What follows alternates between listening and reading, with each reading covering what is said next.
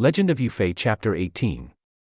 So let's set that stage. The Song Dynasty is in a tight spot, a really tight spot. They're facing this major invasion threat from the north, from the Jin Dynasty. This is serious business for them, like existential threat level serious. Absolutely. And the Song general, Zhongzi, he's deeply worried about the Jin forces led by this figure, Jin Wuzu. The stakes are incredibly high. And then comes the bad news. Crushing news, really. Yufei's the best they have. And he's sick. Gravely ill, can't come. And Zhongzi's reaction just tells you everything. What does he say? He basically sighs and says, Yufei is seriously ill. This must be heaven's will to destroy the Song Dynasty. Wow. So, like, fate is against them? That's heavy. It sets a really grim tone, doesn't it? Meanwhile, the Jin aren't waiting around. Wuzu has this plan. To cross the Yellow River. Exactly. He sends his marshals, Wu Gulong and Wu Guhu, to Hejian Prefecture. Their job: gather shipwrights, get tons of wood, and set up these huge workshops right by the river. To build boats. Lots of boats. A whole fleet, basically. It shows you the scale of this thing. It's organized. It's massive. They're serious about getting across. But the Songs aren't just sitting ducks, right? There's some defense. There is. The official Li Gang, he's assigned this guy, Zhang Bao, with a bunch of small boats, maybe a few dozen, to patrol the river mouth. What's his job? Like, stop the invasion? More like reconnaissance and stopping spies. Keep an eye out, report back. It's the standard procedure, the conventional defense. Okay, so Zhang Bao is guarding the river, but then things get interesting. Really interesting. He hears these rumors, right? This number keeps floating around. 500,000 to 600,000 Jin soldiers over there. That's a terrifying number. It is. And Zhang Bao, instead of just, noting it in his logbook, He gets an idea. an impulsive, absolutely wild idea. He thinks, I should just pop over and check it out myself, alone. Wait, alone. No orders, no backup plan. Nope. Pure impulse. Total disregard for protocol. Just incredible boldness. So how does he even do it? Well, as it gets dark, he grabs maybe a dozen watermen, guys who know the river, and a small boat. They cross under starlight, hide the boat really well in the reeds on the Jin side. Sneaky. Very. Then, around 5 a.m., while his men wait with the boat, he heads out. On his own. Into enemy territory. Okay, that takes guts. What's he trying to do? Just look around? He wants intel, confirmation. He tries to grab a sleeping Jin soldier. They call him Xiaofan, like a scout or foot soldier. I could get one. He does, but maybe a bit too effectively. He clamps down so hard trying to silence him. Oh, no. Yeah, he accidentally kills the guy, just breaks his neck or suffocates him. Seriously, what does he do then? He just mutters something like, bad luck, caught a useless one, and immediately looks for another target. That's dark, but practical, I guess. In a ruthless sort of way, yeah. He's focused. Second time's the charm, though. Grabs another soldier, whips out a short knife, threatens him. And gets the information. Gets the jackpot. Confirmation. The army really is massive, 500,000 to 600,000. Finds out Wuzu's main camp is about 20 liz away. How far is a liz? Roughly half a kilometer, maybe a third of a mile. So maybe 10, 12 kilometers, 6 or 7 miles. Pretty close. Okay. What else? Crucially, he finds out where the Vanguard commander, this guy Haifeng Gao, has his camp. And even more importantly, the exact location of that boat building factory. The one Wu Gulong and Wu Wuhu are overseeing. Precisely. That's the vital intel. One guy, risking it all, gets the precise locations they need. So mission accomplished, right? He sneaks back. Well, this is Zhang Bao we're talking about. He doesn't just sneak back. First, he thanks the soldier he interrogated. Okay. And then clubs him to death. Why? Doesn't say, maybe leaving no witnesses, maybe just caught up in the moment. Then he heads for Haifeng Gao's Vanguard camp and goes on a rampage. The text says he roared, charged in, started killing soldiers left and right. Countless soldiers, it says. He even cuts off heads and hangs them from his waist. This guy went from scout to one-man death squad. Pretty much. But he's not done. His main target, strategically, is still out there. The boat factory. Exactly. He heads straight there. It's early morning. The shipwrights are just getting up, maybe starting breakfast fires, getting ready for work. And he attacks them. Viciously. Yeah. Charges in, some run, others, well, the text is graphic, turned into meat paste. Jeez. Okay, so chaos at the factory. Total chaos. And then the masterstroke. He gathers up flammable materials, wood shavings, pitch, whatever's around, and sets the entire place ablaze. The whole factory. The whole thing. Destroys all the timber, all the nearly finished boats. Complete annihilation of their boat building capacity right there. That's a massive strategic blow. delivered by one person. Incredible, isn't it? And after all that, burning factory, dead soldiers, heads on his belt, he just strolls back to his boat, gets his watermen, and sails back across the river. Just casually returns to his post. Wow. The sheer efficiency of the destruction is kind of mind-boggling. So what happens next? The Jin must have realized something was up pretty quick. Oh, yeah. A surviving Zhao Fan runs to Haifeng Gao, the vanguard commander. Gao is understandably shocked. That's not bad. Then the word goes up the chain, fast, to the marshals, Wu Gulong and Wu Guhu. The report is basically panic stations. Some barbarian wiped out the shipwrights, burned the factory to the ground, and he hit the vanguard camp and took heads. How do the marshals react? Disbelief at first, especially when they hear the report say it was just one guy. Yeah, that sounds impossible. They're furious. They grab their troops, race down to the Yellow River mouth to pursue him. But Zhang Bao's already gone. He's gone. And worse for them, this thick fog rolls in, the river's choppy, and crucially... They have no boats. Exactly. No boats to cross. They're stuck there, staring into the fog, absolutely seething. The text quotes them, "This makes me so angry I could die." Total impotence. And the strategic impact is huge, right? They're massive. They can't cross. They have to wait for morning, report this disaster to Jin Wuzu, and then start the whole process over, find more wood, recruit new shipwrights, rebuild the factory. It's a major delay. All thanks to one guy's unauthorized night out. Okay, so what about the song side? Zhang Bao gets back, presumably covered in, well, evidence of his work. Yep. He goes straight to Li Gang, the official who put him on patrol duty, and he reports his merit. He thinks he's done something amazing. And Li Gang is thrilled, gives him a medal. Not quite. Li Gang apparently lets out a great roar. Yes. He chews Zhang Bao out completely. What? Why? He yelled, "What merit? You disobeyed orders. You risked crossing the river on your own. Do that again and you'll be punished." Strict military discipline kicks in. Even though Zhang Bao basically sabotaged the entire Jin River crossing plan. Even so, rules are rules apparently. But here's the twist. There's more. Despite the yelling, Li Gang does order the captured heads to be displayed. So he condemns the method, but uses the results, the trophies. It's hypocritical. Or just pragmatic. It's a fascinating contradiction, isn't it? It shows the tension between military order and, well, getting results, however you manage it. And what does Zhang Bao think of all this?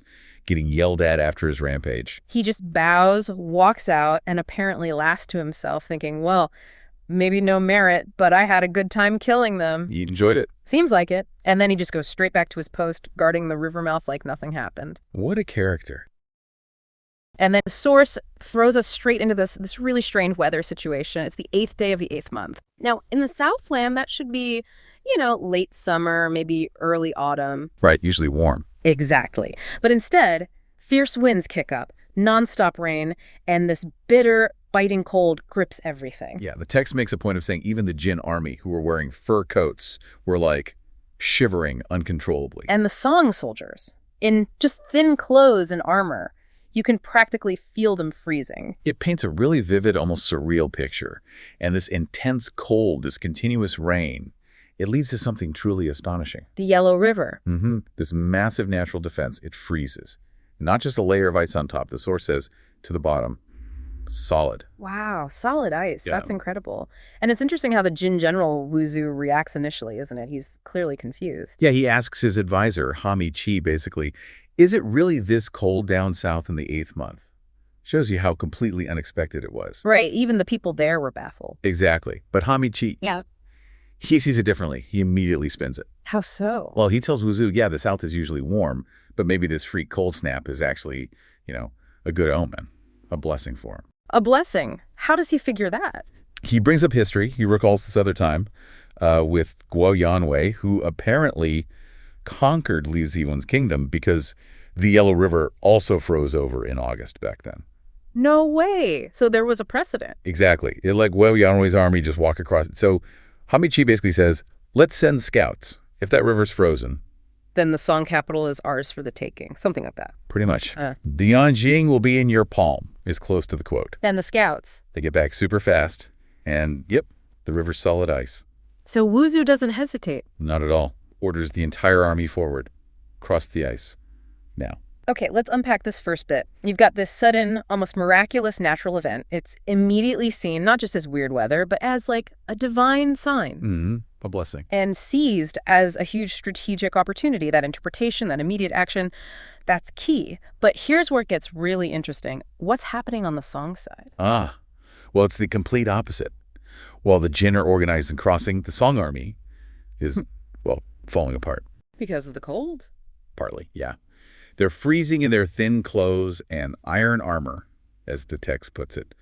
Utterly unprepared, miserable. And then they see the Jin army, thousands of them, walking across the frozen river. Total panic. The source uses this great phrase, they melted away like snow. Wow.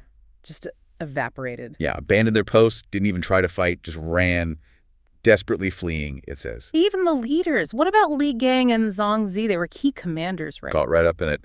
Zhang Bao, one of the officers, apparently had to physically carry Li Gang away. Seriously? Yeah. And Zhang Zi, seeing his whole army collapsing, he had to flee his camp too. They eventually meet up on the road, both heading back to Bianjing, the capital, to report this disaster. And how does the emperor react when they get there? Or even before they get there? Swiftly and harshly. An imperial envoy meets them outside the city gates. Oh. Yep. Delivers an edict. They're both stripped of their positions, effective immediately, for losing the Yellow River. Ouch. Just like that. Any acknowledgement of their past service. The edict apparently gives a nod to their, previous loyalty. But the bottom line is, you lost the river, you're out. Hand over your seals of office. How did Li Gang take that? He seems like a pretty fiery character in the story. Furious. Absolutely furious. He doesn't buy the imperial grace line for a second. He calls it a cunning plot. By who? By treacherous officials back in the court. He's convinced they're being scapegoated. He actually turns to Zhang Zi and says something like, why stick around and watch these guys destroy the dynasty? So what does he suggest? He says, let's just go home, go back to our towns, regroup, and plan for future actions. Basically, live to fight another day, maybe when things are different. And Zhang Zi agrees. He does. They both immediately send messages for their families to get out of Bianjing. They see the writing on the wall. And then, the final twist in this part of the story, the river. Ah, yes. The timing is just perfect in a way, or perhaps perfectly ironic. What happened? Not long after, the source says, as soon as the Jin army is safely across, Yeah. the clouds break, the weather clears up completely, a red sun appears, and the Yellow River, it thaws. In an instant. Gone. The ice bridge vanishes. Poof. Like it was never there. It served its purpose for the Jin invasion, and then gone. Wow. It's almost like nature itself picked a side there. It certainly feels that way reading it. Yeah. What's fascinating here is just the incredible speed of it all. How fortunes flip on a dime, 1 minute an impassable river, the next a highway for invasion.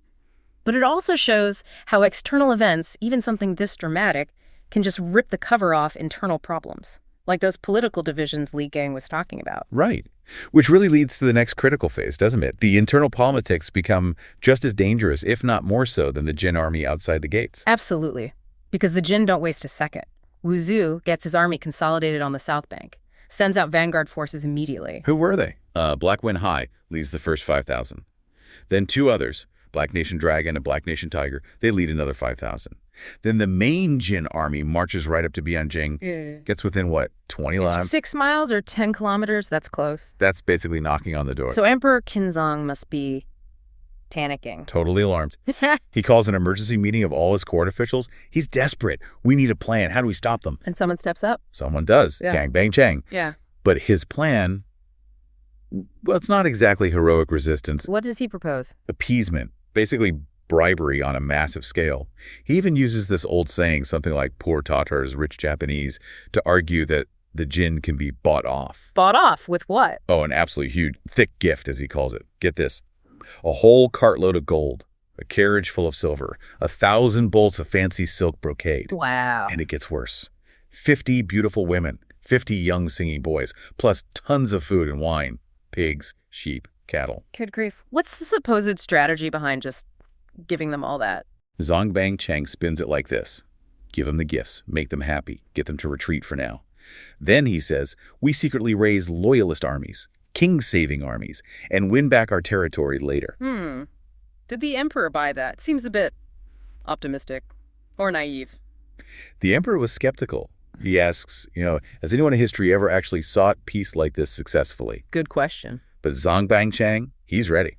He throws out examples from the Han Dynasty marrying off Princess Zhoujun and the Tang Dynasty marrying princesses to foreign powers. Calls it a way to save an urgent situation. Basically, a necessary evil to buy time. Okay. So he makes his case. What happens next? The emperor asks for a volunteer who will take these incredibly valuable gifts, plus the women and boys, to the Jin camp. And I bet there was silence. You got it. Dead silence. Nobody wants that job. Oh. Until Zhang Bangchang himself steps forward. I'll go, he says. And the emperor. Tragically, he praises him, calls him a loyal official for being brave enough to undertake this dangerous mission. The irony. Because he's not loyal at all, is he? What happens when he gets to the Jin camp? Right. He arrives, insists on seeing Wu Zu personally with the gifts. This actually annoys the Vanguard commander, Black Wind High, at first. But he gets his meeting. Well, first he presents the gift list, makes a big show of it. Then he says he needs a private word, has something really urgent to tell Wu Zu. Here it comes. Yep. In private, he tells Black Wind High, essentially, tell Wu Zu the gifts are just the start. Just the start. He says, I'm actually offering him the entire country. What? He just says that. Explicitly. Tells him his real plan is to deplete the Song country's wealth first, presumably making it easier to take over and then hand everything to the Jin. Unbelievable. He's actively plotting to bankrupt his own country and give it away while pretending to save it. Exactly. Black Wind High just sort of acknowledges this message like, okay, got it. And Zhang Bangchang then goes back to report his successful negotiation to the emperor. So what does this all mean? You have this external threat, the Jin army, right at the gates thanks to a freak weather event. Right. But then you have this internal betrayal. The guy praised for loyalty is literally selling out the entire nation from the inside. It's just devastating. It shows how internal rot, that kind of treachery, can be so much more destructive than the enemy outside. It completely undermines any chance of effective resistance. It really raises the question of what truly brings down an empire, doesn't it? It really does. But Black Fenggao's reaction, well, it tells you a lot, doesn't it? It really does. He gets all these riches, right? But he doesn't see it as, like, a diplomatic thing. No. How does he see it? He sees it as personal spoils of war. His thinking is basically, look, I helped invade Song territory, so this stuff, it's mine. I earned it. Wow. So he just takes it. Takes it all. And then, and this is the kicker, he just retreats, goes back home, doesn't tell his own commander, nothing. Without a word? Not a word. It's a fascinating look at this kind of internal culture, maybe a bit mercenary, where personal gain just trumped the bigger strategy for a moment. And you can just imagine the main Jurchen leader, Wu Zu. How did he react? Utterly bewildered. Yeah. Completely confused. Wu Zu had actually planned to reward Black Fenggao later, for his part in the invasion. So this guy just leaving, taking the gifts, Wu Zu had no idea why. None at all. A total mystery. Yeah. And to sort of signal something, maybe his continued presence, maybe his confusion, Wu Zu then nudges his forces forward just a little bit. How far? Just 5 lies. That's roughly 2.5 kilometers. A subtle move, but for him it was probably loaded with questions like, what just happened? Okay, but here's the crucial part. Despite those gates, the Jurchens are still moving forward, even if just a bit. Right. And from the Song Emperor Kinsong's perspective, yeah, that's terrifying. He must have been completely baffled. He turns to his minister, Zhang Bangchang, basically asking, we sent gifts. Why are they still advancing? And this is the moment. Zhang Bangchang sees his chance. He sees the emperor's fear, his confusion, and decides to, exploit it. How does he start? What's his first move? His advice is incredibly deceptive. He just says, they advanced because of the first gifts. They weren't enough. Not enough for everyone involved. Seriously, that's his explanation. Yep. And his solution, predictably, send more gifts. He's playing on the emperor's ignorance of the Jurchen setup, Oh, that's clever. In a horrible way. I mean, Emperor Kenzong must have felt cornered. Absolutely desperate. What other options does he think he has? So reluctantly, he agrees. He prepares a second set of gifts, even more lavish this time. And Bangchang delivers them himself. He does. But this time, he doesn't meet Wu Zu. He runs into 2 other Jurchen leaders. Oh. Wu Gelong and Wu Gohu. And they're pretty direct with them. They say, look, we're not Wu Zu. And those first gifts, Black Fenggao kept them. So they know about the first batch. They do. And then you see the exact same pattern play out again. What do you mean? They take the second batch, too. Bingo. Wu Gelong and Wu Gohu decide, just like Black Fangao. Yeah. Hey, these gifts are for us. We contributed too, right? Unbelievable. And just like that, they also pack up their share and head back home. So Wuzu is left in the dark again, while his own commanders are just helping themselves. Exactly. Enriching themselves using Song's desperation. It shows this almost decentralized greed among some of the commanders. This must have infuriated Wuzu even more, right? When he hears about the Wu brothers also leaving. Oh, absolutely. He's probably thinking, what is going on with my army? So this time he decides, right, I'm leading the charge myself. He leads them forward personally. Yes. And he advances another 5 line. Same distance as before, but this time it's Wuzu himself. And for Emperor Qinzong, this must have been pure terror. Utter panic, abject fear. The breaking point is getting closer. How much more can the emperor take? He confronts Bang Chang again, presumably. He does. And Bang Chang, he just keeps doubling down on the manipulation. He insists we need a 3rd set of gifts. A 3rd set, after the first 2 vanished. Yes. And Bang Chang says, this time I must meet Wuzu in person. That's the only way to guarantee peace. He's really pushing his luck now. And the emperor's reaction. He finally cracks.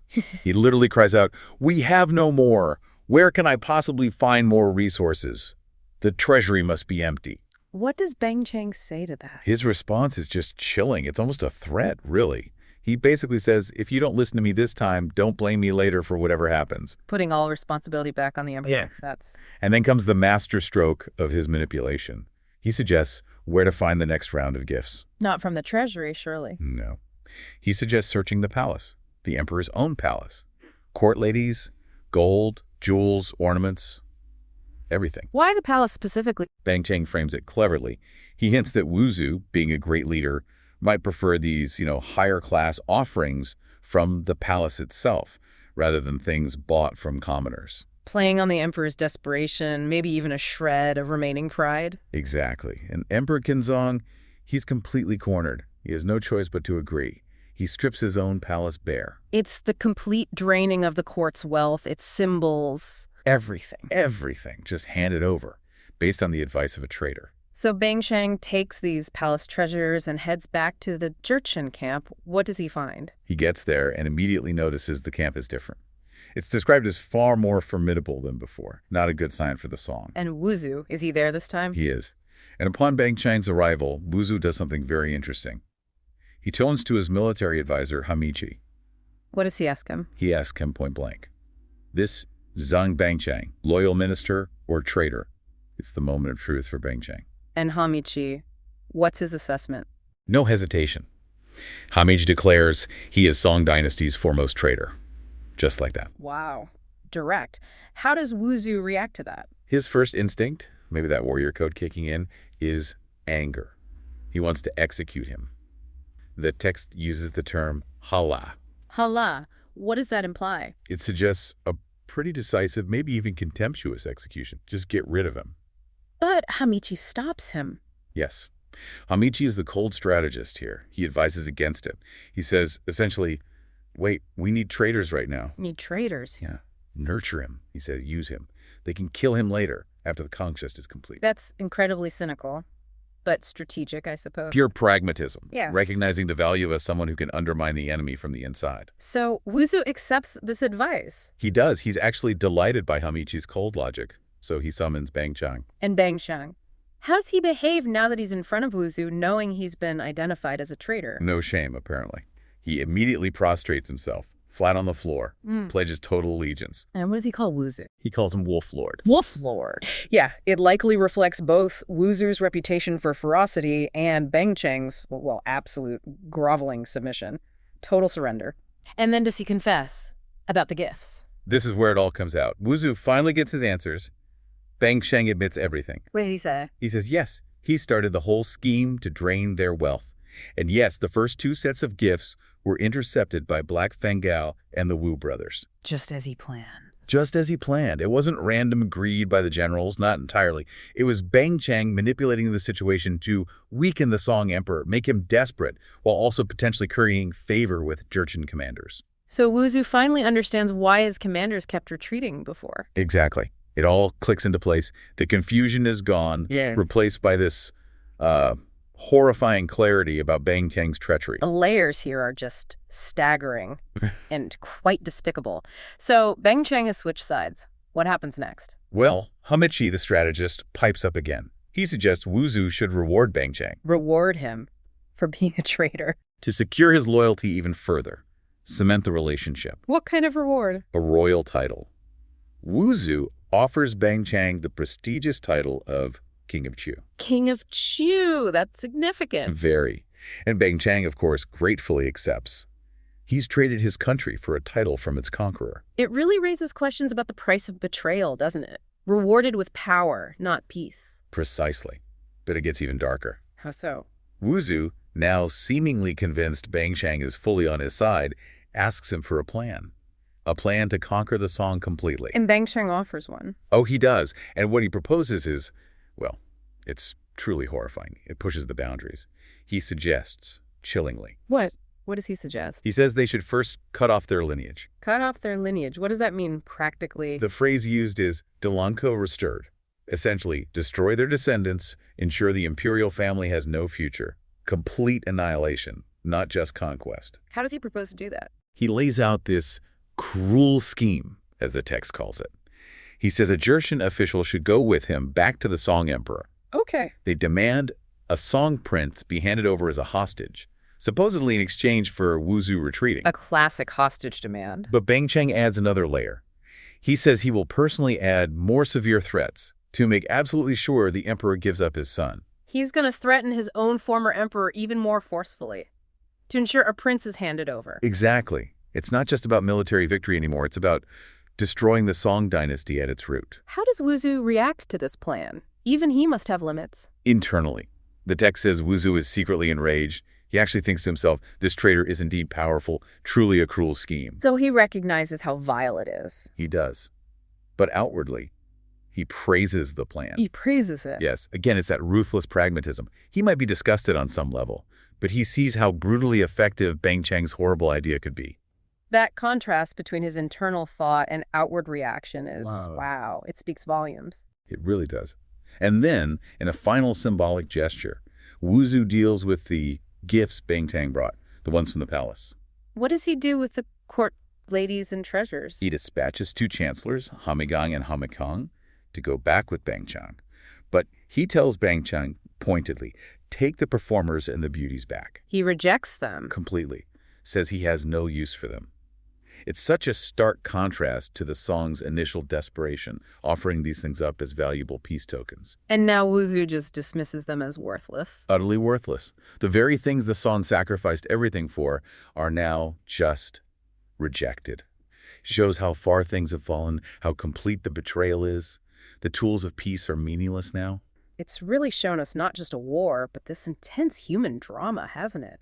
Desperation, manipulation. And that chilling willingness to betray everything for power, or maybe just survival in Bang Chang's case, though he seemed to relish the power. It's a stark reminder, really, of that grim calculus of power, especially when a nation is pushed right to the absolute brink. Jin Wu Zu, who's often called the Wolf Lord. Apt name. Right. Yeah. He's looking for a decisive strategy. How can he finally conquer the Song dynasty?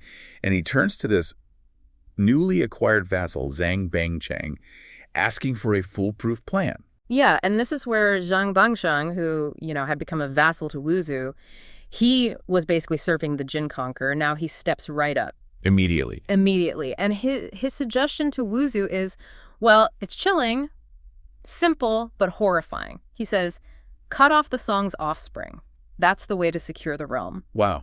Just like that. Just like that. And his specific plan to achieve this, equally cold. He proposes demanding a prince as a hostage. But here's the key.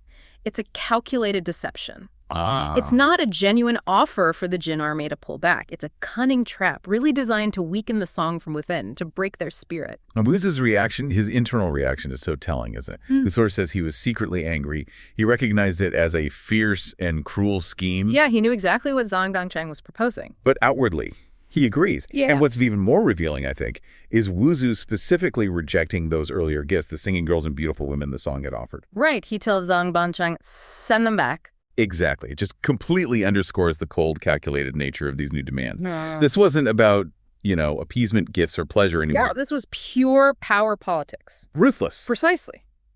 And Wuzu then acts decisively. No hesitation. He immediately dispatches his left chancellor, Hami Gang, and his right chancellor, Hami Kang, to go with Zhang Bangcheng back to the Song capital. Straight away. Straight away. Yeah. It signals just how serious this is, how quickly they're executing this deceptive scheme. Okay, so that horrifying plan is now in motion. Zhang Bangcheng heads back to the Song capital, which brings us to imperial pressure and deceptive whispers. He confronts Emperor Qinsong, the Song emperor, with this chilling new demand. No more gifts. It's a prince as a hostage. And that's the only condition for the Jin army to retreat. And Zhang Bangcheng's arguments to Qinsong are just, Yeah. well, they're deeply manipulative. He tries to reassure the emperor, saying, oh, this is just temporary. It's just to buy time until Song reinforcements arrive. Right, playing on that hope. Exactly. But then, almost in the same breath, he delivers this stark warning. If the demand isn't met, he says, the jade and common stone will be burned together. Meaning, utter destruction for the capital, rich and poor alike. He's really turning the screws, hope and fear. Absolutely, playing both sides. And Qinsong's initial reaction is, well, totally understandable, isn't it? He hesitates. He wants to consult his father, the retired Emperor Huzong. Also known as the Daojun Emperor or Taishan Quan, yes. Makes sense. A huge decision like this. Of course. But then Zhang Bangcheng intervenes again, this time with even more cunning. He gives Qinsong private counsel. Oh. He advises him not to consult Huzong, his argument, that, a father's love might get in the way, might obstruct the necessary decision. Wow.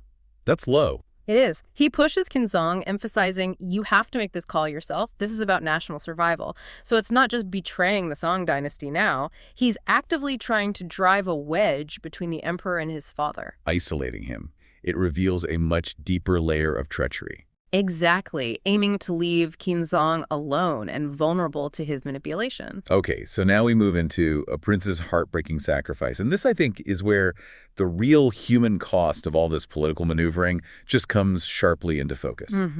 It gets very personal here. Qinsong, despite clearly being reluctant, he takes Zhang Bangcheng's private advice. He goes to meet his father, Huizong.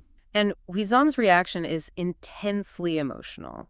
The source says he sheds tears immediately upon hearing the demand. He suspects right away it's a scheme of a treacherous minister. He sees it. He sees it, or at least suspects it strongly. He's profoundly reluctant, naturally, but at the end of the day, he feels trapped. He sees no other viable option, so he agrees to send his son, Prince Cao. And this Prince Cao, the text tells us his name is Wan, and he's just 15 years old. So young. So young. And his reaction when he sees his father so distressed, it's immediate. It's described as very filial, understanding the weight of the situation.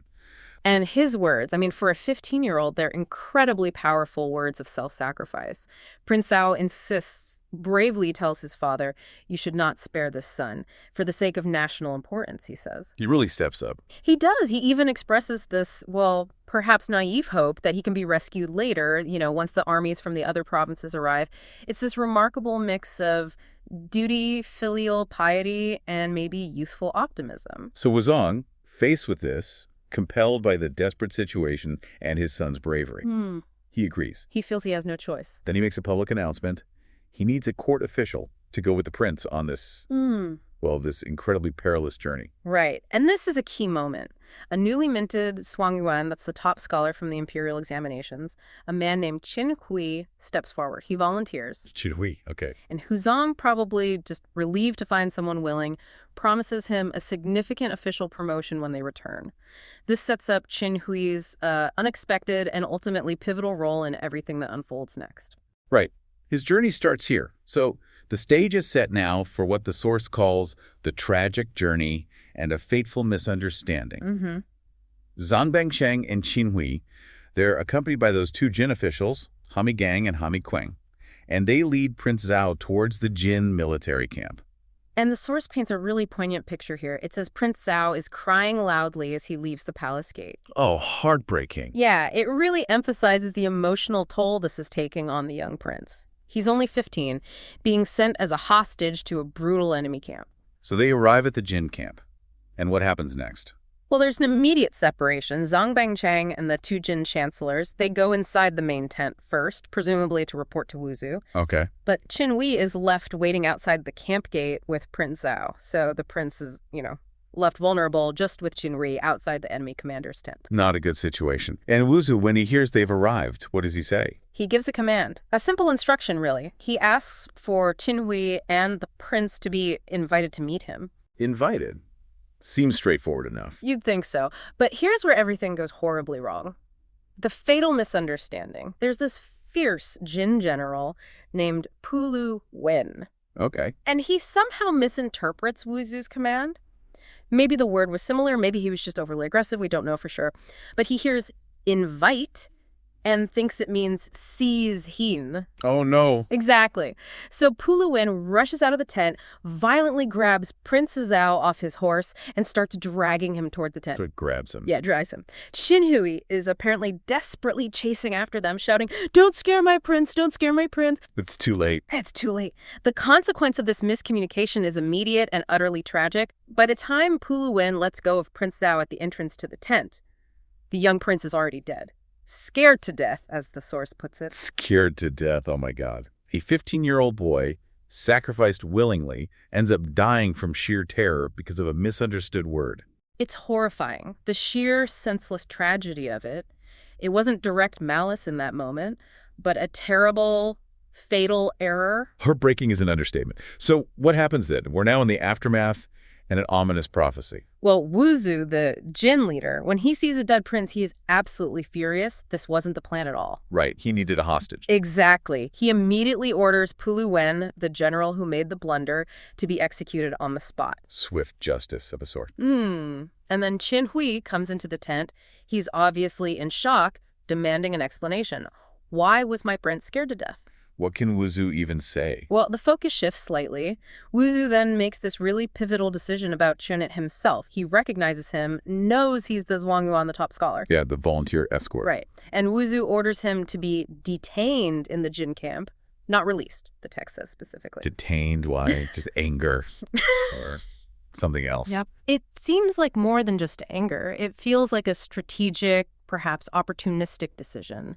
But this detention, this decision to keep Qin Hui, turns out to have massive, unforeseen historical implications. So this moment, detaining Qin Hui, it feels incredibly pivotal now looking back, almost like a minor footnote at the time, but one that ends up echoing through history. What does the source tell us about why Wuzu might have done that? And more importantly, what are the deeper implications? That's a fantastic observation. And you're right, it is pivotal. The source actually gives us a very clear, almost prophetic answer right at the end of the chapter. Yeah. It concludes with these really ominous lines, presenting them almost like a historical prophecy. It says, unintentionally planting the seed of an enemy, from now on, disaster will arise. Wow. Seed of an enemy. Exactly. And the text explicitly connects this to the future fate of the Song emperors Huizong and Kenzong. It foreshadows that they would both eventually die in the desert land, captured by the Jin. Which they did. Which they did. And it also foretells how, in the future, loyal subjects back in the Song court would perish at the hands of treacherous ministers. Treacherous ministers. Yeah. Like Qin Hui eventually becomes in many traditional accounts. Precisely. Though his legacy is complex, this source directly links his capture here to all those future tragedies. That devastating turn for the Song dynasty, the capture of the emperors, the internal strife, it's all explicitly tied back to this very moment.